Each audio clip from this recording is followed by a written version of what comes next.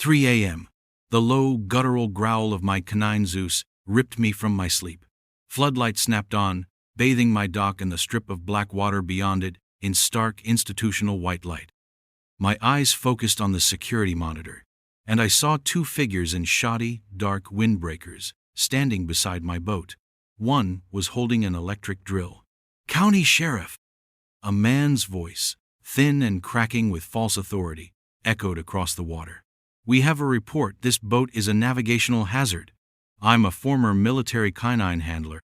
I know the bearing of a real cop. And these two amateurs weren't it. They were here on a mission from our HOA president from hell, to sink my boat." What they didn't know, and what she hadn't bothered to consider, was that my dogs, Zeus and Hera, live for this exact kind of work. They were about to learn that trespassing on a veteran's property at 3 a.m. was the stupidest mistake of their lives. Ever had an HOA that thinks it owns the air you breathe? Drop a comment letting me know where you're watching from, because this story gets absolutely insane. My story starts, as many of these do, with the search for a little bit of peace. After 12 years in the Air Force as a security forces K9 handler and logistics specialist, the idea of living anywhere where my nearest neighbor was, within shouting distance, felt suffocating. I wanted land, I wanted quiet, and I wanted water. I found the perfect combination in a 40-acre ranch, a beautiful piece of land with rolling pastures, a sturdy old farmhouse, and a solid, if weathered, barn. The best part? It bordered a newly developed, man-made lake. The property itself was a relic, established decades before the idea of lakeside estates. The gleaming new HOA community on the other side of the water was even a glimmer in a developer's eye. This was a crucial point. My property was an island, legally and spiritually separate from the sea of beige houses and meticulously manicured lawns that surrounded it. My deed was ironclad, my property lines clearly demarcated, and my rights, including unrestricted lake access and a complete lack of any obligation to an HOA, were grandfathered in. I was a sovereign nation of one, bordered by a suburban kingdom. I hadn't even finished unpacking my truck when I received my first royal visit, a pearl-white Cadillac Escalade, so clean it looked like it was afraid of the air, crunched up my gravel driveway. A woman emerged from the driver's side. She was probably in her late 50s, dressed in crisp white linen pants and a turquoise top that exactly matched her extravagant jewelry. Her blonde hair was shellacked into a helmet of improbable stability. This was Brenda, the president of the Lakeside Estates Homeowners Association. She approached not with a welcome to the neighborhood casserole, but with a clipboard clutched to her chest like a shield. "I'm Brenda," she announced, her voice dripping with the kind of condescending sweetness that sets your teeth on edge. "And I just wanted to personally welcome you and drop off a copy of our community covenants." She thrust a binder, at least 3 inches thick, into my hands. It landed with a thud. I smiled politely. "Thank you. That's very thoughtful," I said. "But my property isn't actually part of your association." I tried to hand it back. Brenda's smile didn't falter, but her eyes went cold and hard, like little chips of ice. "Oh, that's a common misconception," she chirped. "For the sake of maintaining our community's harmony and property values, the board has determined that the entire lake shoreline falls under our architectural and environmental purview. We need to ensure a consistent aesthetic." I could almost feel the unspoken "you hick" hanging in the air. I held my ground, just as politely. "I appreciate that, but my deed and the county records are quite clear. This ranch isn't in Lakeside Estates, so I won't be needing this." I placed the binder on the hood of her Escalade. The look on her face was a mixture of shock and fury, as if a peasant had just refused a direct order from the queen. She snatched the binder, her turquoise bracelets jangling angrily, and retreated to her ivory chariot without another word. I watched her go, and I knew, with the certainty of a man who's been trained to spot trouble from a mile away, that this was not the end of it. It was the declaration of war. The opening shot in a battle I didn't want, but for which I was, as always, prepared. Brenda had decided my peaceful ranch was a blight on her personal kingdom, and she was going to use every tool in her suburban arsenal to bring me to heel. Her first salvos were petty, delivered via the mail. Official-looking envelopes with the Lakeside Estates logo began arriving, containing violation notices. The first was a 50 fine for an unapproved auxiliary structure, my barn, which was older than her entire subdivision. The next was a 75 fine for improper and non-native landscaping, referring to the natural pasture where my 2 horses grazed. My personal favorite was the 100 fine for parking a commercial vehicle in a residential view shed. This was for my Ford F-250, my personal truck, which I used for, living on a ranch. Each notice was a pathetic attempt to assert a non-existent authority. I didn't get angry. I got methodical. I drafted a single, concise letter. In it, I cited my parcel number, the date my property was recorded with the county, and the specific state laws regarding pre-existing properties and HOA overreach. I had it notarized and sent it to the HOA's official address via certified mail with a return receipt requested. It was the legal equivalent of a single, well-aimed shot across her bow. The fine stopped, but the silence that followed was ominous. Brenda wasn't defeated. She was regrouping, and then her eyes fell upon my boat. It wasn't much, just a 20-foot pontoon boat I'd bought for a steal and spent the better part of a year restoring. I'd rebuilt the engine, replaced the deck, and installed new fishing chairs. It was sturdy, reliable, and decidedly rustic. It was my escape. For Brenda, it was the ultimate insult. It didn't gleam. It wasn't a sleek, $1,000-a-month payment ski boat like the ones her residents owned. It was, in her eyes, a floating scrap heap sullying her lake. The war was no longer about my land or my truck. It had found its focal point. The battle for the boat had begun. After my certified letter put a stop to the fake fines, Brenda's strategy shifted from direct, billable offenses to a more insidious form of suburban warfare, a campaign of public shaming and harassment. Her new weapon of choice was the HOA's weekly email newsletter. Suddenly, thinly veiled screeds about protecting our shared investment and the threat posed by non-compliant neighbors started appearing. She wrote about the importance of a unified shoreline aesthetic and the dangers of unregistered and unsightly watercraft. While she never used my name, she didn't have to. The emails were accompanied by photographs of my property, clearly taken from a boat on the lake. There was my barn, my pasture, and most prominently, my beloved pontoon boat tied securely to my dock. She was trying to turn the entire community against me, painting me as some kind of rogue hillbilly who was single-handedly dragging down their precious property values. She was poking the bear, assuming the bear was toothless. This was a critical miscalculation. My military background wasn't just about handling dogs, it was about logistics, intelligence, and threat assessment. You don't respond to agitation with agitation.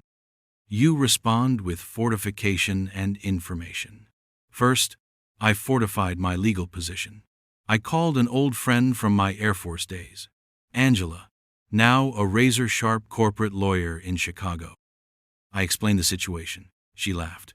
Oh, a rogue HOA president, the petty tyrants of the cul-de-sac. They're some of the most irrational and dangerous opponents you can find. But then her tone turned serious. She confirmed my legal standing was rock solid but warned me. These people operate on emotion and ego, not logic. They can make your life hell and drain your bank account with frivolous lawsuits, even if they ultimately lose. Document everything. I mean everything. Every email, every interaction, every weird car that lingers near your property. Create a file. Build a case you hope you'll never have to use. Following her advice, I immediately upgraded my defenses. My ranch already had a basic security system, but I took it to a whole new level. I installed 8 high-definition, night vision-capable cameras. 2 were aimed down my long driveway. 4 created an overlapping perimeter around the farmhouse and barn. But the last 2 were the most important. They were mounted high on the corners of the house, providing a panoramic, crystal-clear view of my entire shoreline, the dock, and a significant portion of the lake in front of it. I linked them to a DVR with a massive hard drive and to my phone for remote viewing. I then installed a series of powerful, motion-activated LED floodlights, the kind that turn night into day. My property was now a fortress of accountability. Next, I needed ground-level intelligence. I knew from my initial recon of the area that one of my few actual neighbors, a man named Dave, lived in a house on the edge of the Lakeside Estates development, but his property, like mine, was an older one. I'd seen him out in his yard, a gruff-looking fellow in his late 60s. I took a six-pack of good local beer and went for a walk. I found him tinkering with a lawnmower. He was cautious at first, a man who clearly preferred to keep to himself. But when I mentioned I was the new owner of the old Henderson Ranch and brought up the HOA, his face soured. "Brenda," he grunted, wiping grease from his hands with a rag. "Queen Brenda. Think she's Margaret Thatcher in escort." Over those beers, the stories started to flow. Dave, it turned out, was a retired county surveyor.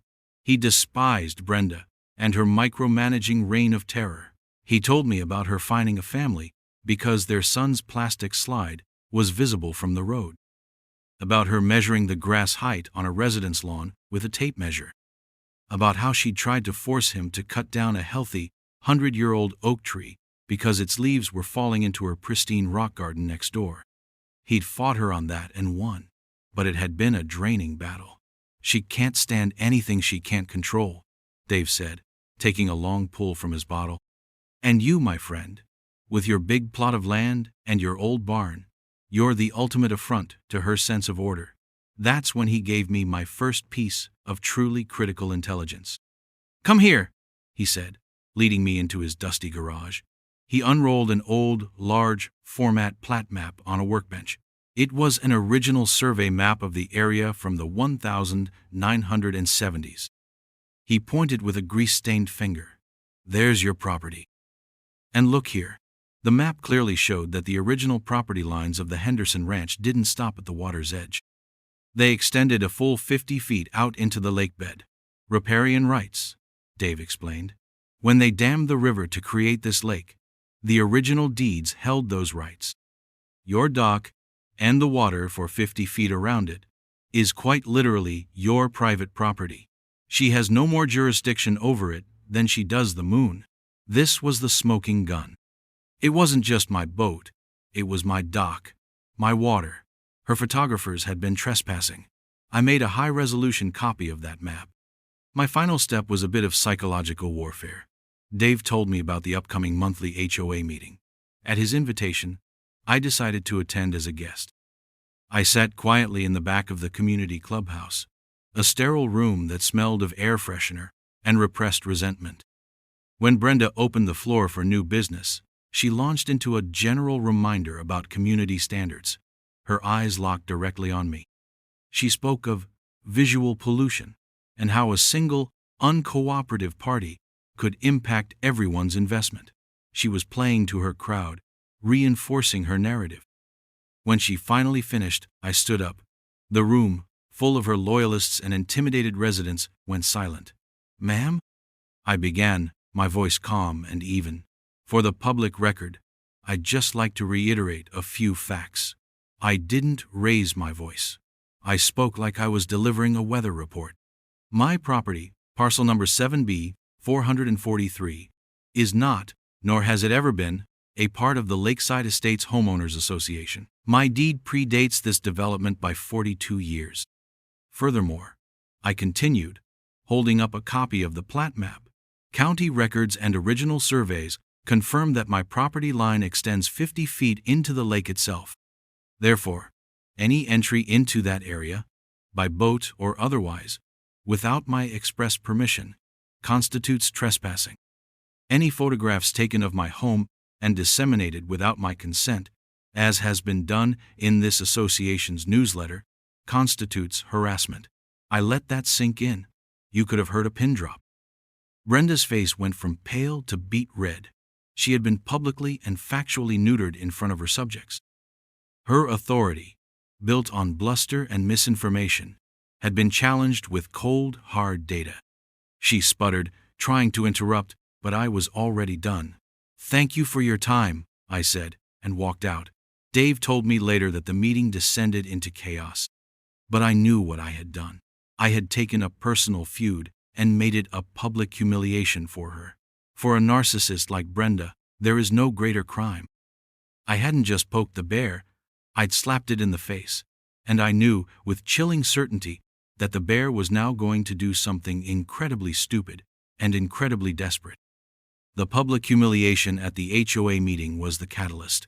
I had stripped away Brenda's carefully constructed veneer of absolute authority, and in doing so, I had made myself her obsession.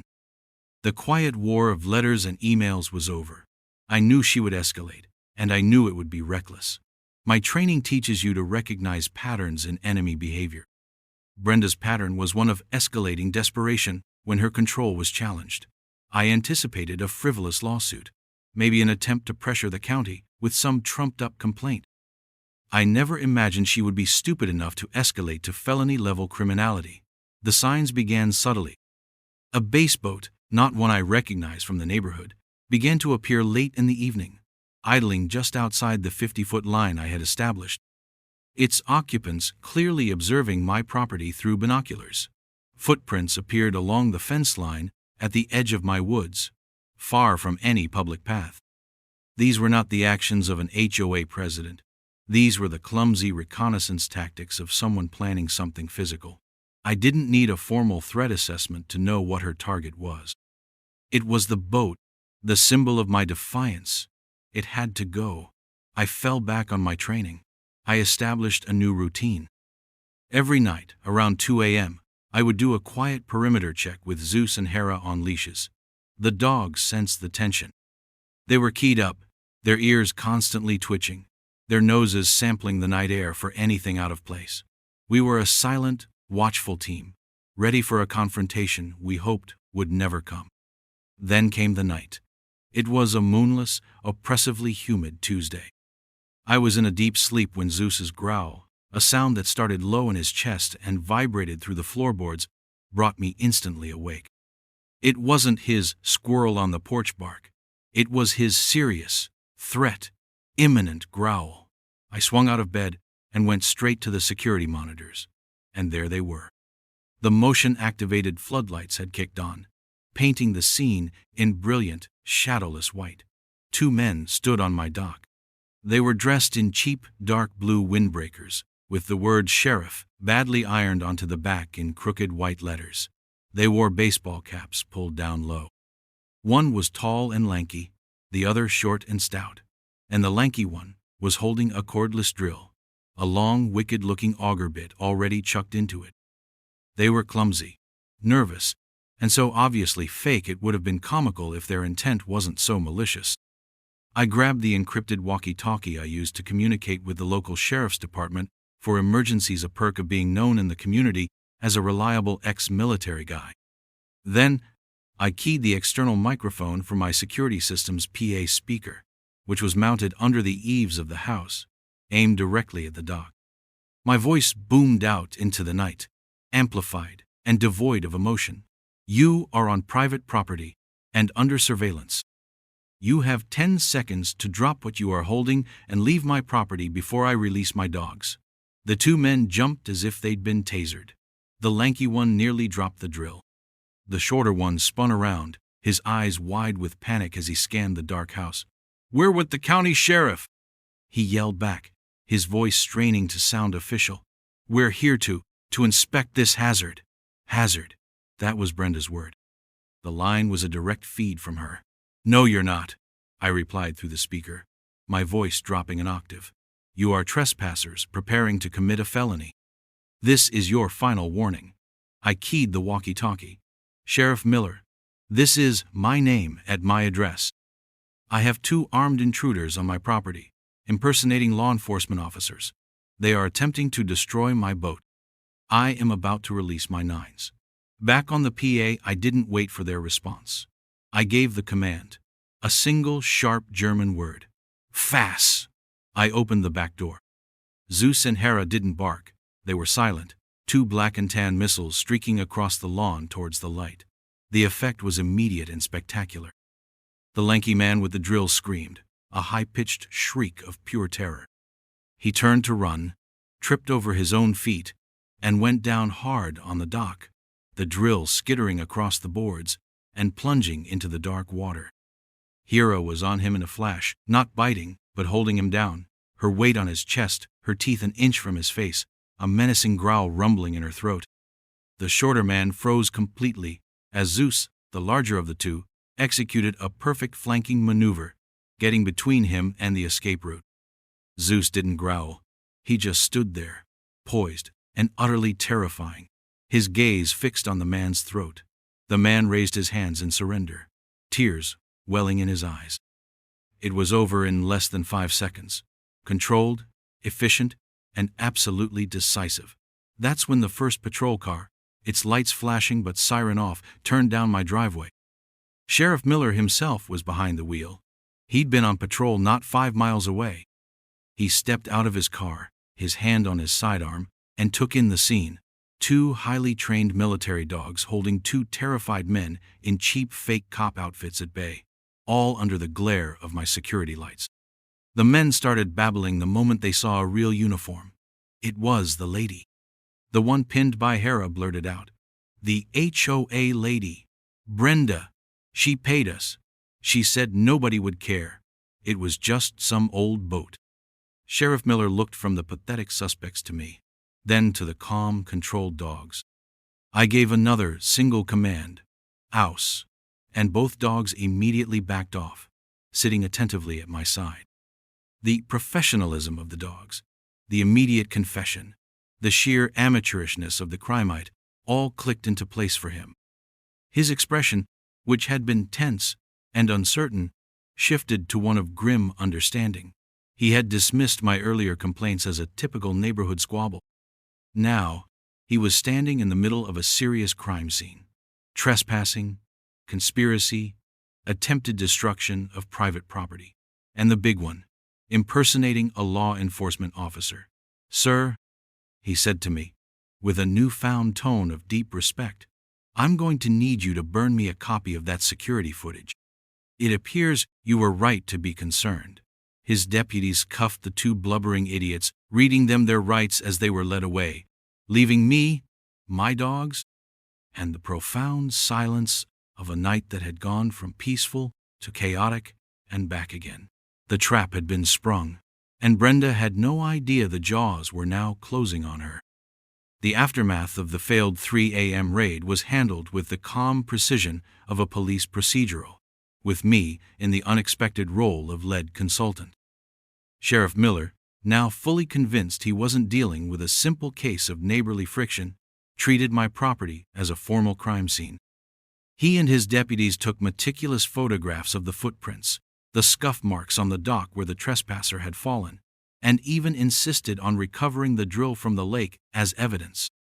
While they worked, I was inside, downloading and making copies of the night's events from every relevant camera angle. I handed Sheriff Miller a flash drive containing the entire incident in pristine, high-definition video, complete with crystal-clear audio of their pathetic county sheriff claim and their immediate, uncoerced confession. Brenda sent us, played loud and clear from my computer speakers as Miller watched the footage. He just shook his head slowly, a grim smile playing on his lips. "In all my years," he said, "I've never seen someone orchestrate their own downfall so completely. This is a prosecutor's dream." The following morning, I went to the station to provide a formal, written statement. But I didn't just give him a statement. I gave him the entire case file Angela had advised me to build. I handed him a thick binder containing printouts of every threatening email from Brenda, with the photos of my property she had distributed. I included a copy of the certified letter I had sent her, along with the signed receipt proving she had received it. I gave him the high-resolution copy of Dave's historical plat map, clearly establishing my ownership of the dock and the surrounding water. And the cherry on top was a newly notarized, sworn affidavit from Dave himself, attesting to the map's authenticity and detailing his own history of harassment from Brenda. I was essentially handing the sheriff a conviction on a silver platter. He took the binder, weighed it in his hand, and looked at me. "You know," he said, "You might have missed your calling. You should have been a detective." The most satisfying moment came not from a video feed, but from a phone call from Dave later that morning. He was practically vibrating with gleeful excitement. "You are not going to believe this," he shouted into the phone. "Two deputies just rolled up to Queen Brenda's castle. They walked right up to the front door. He was giving me a play-by-play from his window." She answered in her silk bathrobe, looking all indignant. "Oh, she's pointing a finger in the deputy's face now. Threatening to call the mayor, I'll bet." There was a pause. "Oh my God. They're cuffing her. They are actually putting her in handcuffs on her own marble porch." I could hear the pure, unadulterated joy in his voice. Her husband, Earl, just came out. He looks like a fish, just opening and closing his mouth with no sound coming out. They're putting her in the back of the patrol car. In her bathrobe. This is the greatest day in the history of Lakeside Estates. The news of Brenda's arrest tore through the community like a shockwave. Phones began ringing, a flurry of texts and emails igniting the neighborhood grapevine. The narrative Brenda had so carefully crafted of me as the problem neighbor evaporated in an instant. The story of her hiring fake cops to sink my boat was so audacious, so crazily over the top, that it instantly recontextualized every petty, fine, and condescending email she had ever sent. People weren't just shocked. They were angry. They had been lied to, manipulated, and ruled by a woman who was not just a bully, but an actual criminal. Overnight, I went from being the neighborhood pariah to a folk hero. Dave, emboldened by Brenda's downfall, called an emergency neighborhood meeting at the community clubhouse. He specifically asked me to be there. The atmosphere was completely different from the last meeting. The fear was gone, replaced by a buzzing mixture of outrage and curiosity. Dave stood up and laid out the facts of what had happened, the harassment, my warnings, and the insane 3 a.m. attack. I then spoke, not with anger, but with a weary sense of gravity, confirming the details and thanking the sheriff's department for their professionalism. The residents were horrified. But I wasn't finished. Brenda had started a war on multiple fronts, and I intended to win it on all of them. "There's one more thing," I said, my voice commanding the attention of the room. "My friend, who is a lawyer, suggested that when you're dealing with someone who has such a blatant disregard for rules, you should look at everything." She mentioned that HOA financials are a matter of public record for the members. A low murmur went through the room. Dave had managed to get a copy of the last 2 years of financial statements from a timid board treasurer who was now terrified of being implicated in Brenda's schemes. "My background is in logistics," I explained. "That means I stare at spreadsheets and shipping manifests all day, looking for irregularities. So I looked at your HOA's budget. I projected a simplified spreadsheet onto the screen at the front of the room. I found some interesting patterns. For instance, there's a recurring monthly payment of $500 to e.g. Creative Landscaping. I found it odd that this company has no website, no public business license, and is registered to a P.O. box. A little more digging revealed that the P.O. box is registered to one Earl Grayson, Brenda's husband. Gasps rippled through the audience. "This landscaping company," I continued, "received $6,000 last year from your dues. I also noticed that the HOA's fuel expenses, under the line item for the community maintenance vehicle, averaged over $400 a month.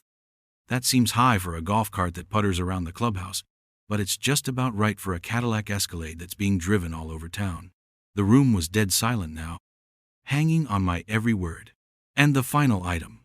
The 2 men who trespassed on my property confessed that Brenda paid them a total of $1,000 in cash for the job.